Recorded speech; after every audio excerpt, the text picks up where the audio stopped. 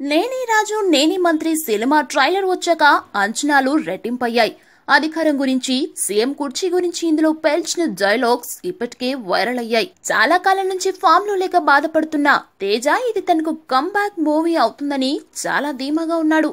అందుకే బలమైన పోటీ ఉన్నా కూడా వెనక్కి తగ్గటం లేదు. ఇందులో రానా కరుడుగట్టిన రాజకీయ నాయకుడిగా, అధికారం కోసం ఎంతకైనా తెగించేవాడిగా కాస్త కొత్తగా కనిపించబోతున్నాడు. రానాతో మొదటిసారి కాజల్ జంటగా నటిస్తుంది.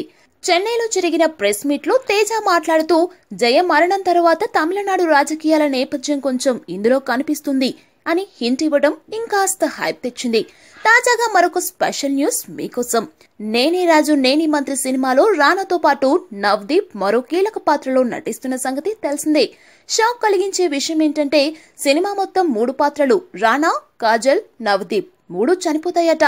ఇది అఫీషియల్ గా వచ్చిన న్యూస్ కాకపోయినా ఇదే ఉండటానికి అవకాశాలు ఉన్నాయి.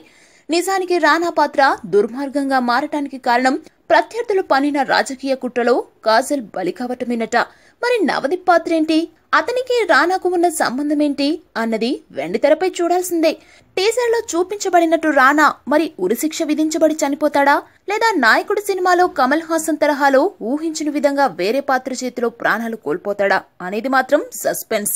మొత్తానికి రానా కెరియర్ బేస్డ్ గానే నేని రాజు నేని మంత్రి ఉండబోతుందనేది ఇండస్ట్రీ టాక్. మరి మనకు తెలియాలంటే మరొక 10 రోజులు ఆగితే చాలు.